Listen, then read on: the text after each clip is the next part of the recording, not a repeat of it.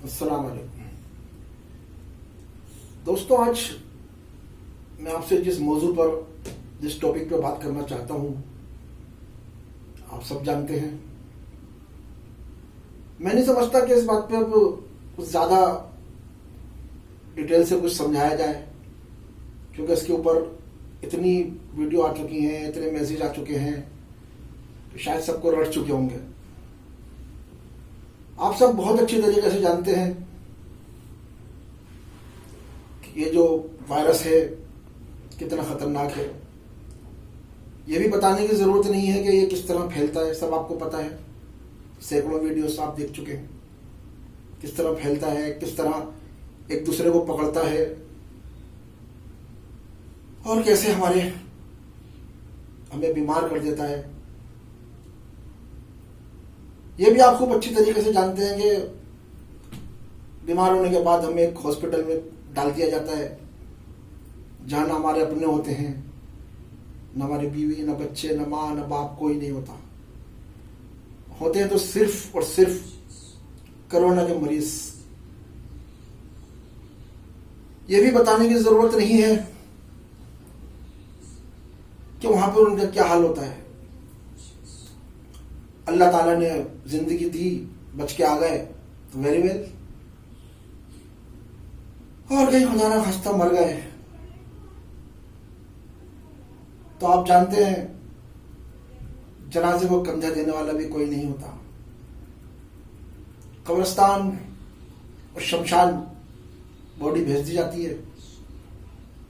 कब्रिस्तान में अपने घर के 2-4 लोगों को बुला लिया जाता है, बिना कफन, बिना नहलाए,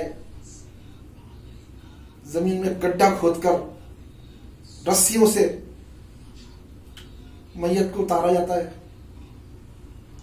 और फिर उसी मशीन से जमीन भर दी जाती है।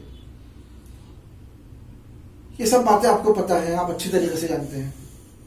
और मेरा मकसद भी ये नहीं है कि मैं आपको उसकी डिटेल बताऊं, ये तो अब सबको पता है, बच्चे बच्चे को पता है।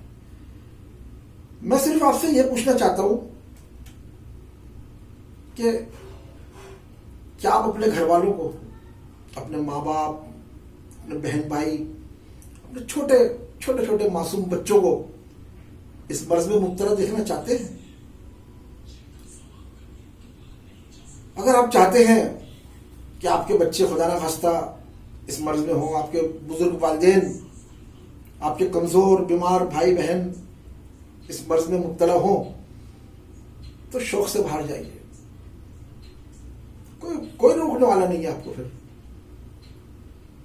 लेकिन अगर आप ये चाहते हैं कि आपके बच्चे, आपके वालिदैन, आपके दादा दादी, आपके बुजुर्ग महफूज रहें इस बीमारी से, तो खुदा के वास्ते बाहर जाना बंद कर दो बिला वजह। क्योंकि आप बाहर जाते हैं, आपको रोग लग जाता है किसी वजह से, आप जवान हैं, सेहतमंद हैं, बर्दाश्त कर लेते हैं। लेकिन जब आप अपने घर में आते हैं तो आपके मासूम बच्चे, आपके बुजुर्ग वालिदैन उस मर्ज से लड़ने की ताकत नहीं रखते और अंजाम फिर वही होता है, वही अस्पताल। सही हो गए तो वापस घर, वरना वही कब्रिस्तान, वही शमशान। तो खुदा के वास्ते खत्म करो बाहर घूमना बिला वजह। अरे घरों में बैठो। अल्लाह ताला ने आपको इतना अच्छा मौका दिया है कि आज अपने बच्चों को टाइम दें, अपने बहन भाई के साथ अपने टाइम स्पेंड करें, अपने वालिदैन की, अपने माता पिता की खिदमत करें,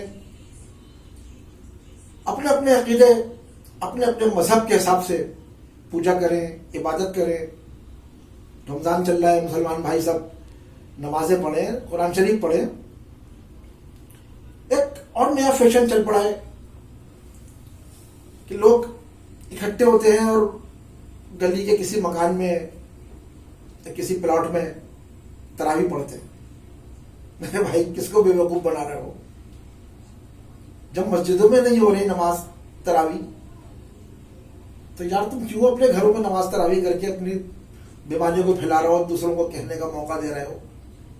मत करो ऐसा काम।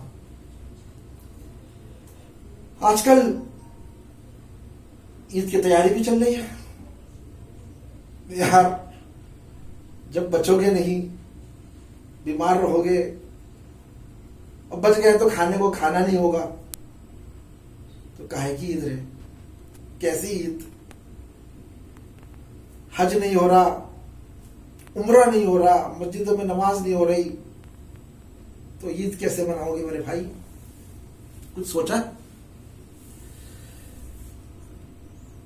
मैं ज्यादा तो कुछ नहीं कहूंगा, बस इतना कहूंगा कि अगर अपने बच्चों से, अपने बहन भाई, अपने वालिदैन से मोहब्बत है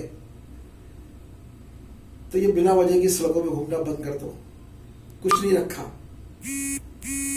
महीना 2 महीने अगर घर में बैठ भी गए तो घर वालों को खुश करो ना। घर वालों के साथ टाइम पास करो, खेलो बच्चों के साथ। उनको भी एहसास हो कि उनका बाप, उनका भाई, उनका बच्चा कितनी मोहब्बत करता है उनसे। ये वक्त तो गुजर ही जाएगा, लेकिन बस याद रहे कि ऐसा ना हो कि वक्त गुजरने के बाद हमारे पास सिवाय रोने के और कुछ ना हो। रोए हम अपने पुरानों को, अपने बुजुर्गों को, अपने रिश्तेदारों को,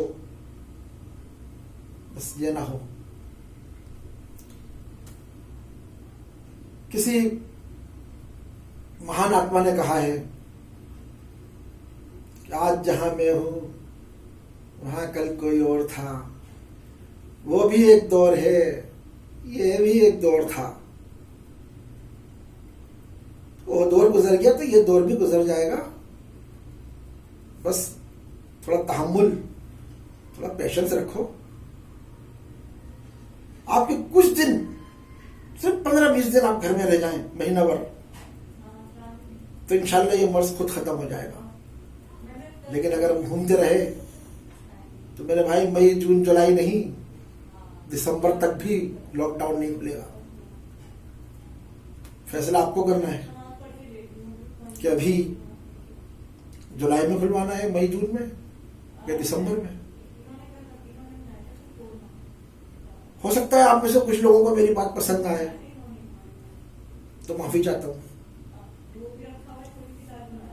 और जिनको पसंद आया उनसे गुजारिश करूंगा कि इस वीडियो को न सिर्फ लाइक करें बल्कि आगे शेयर करें।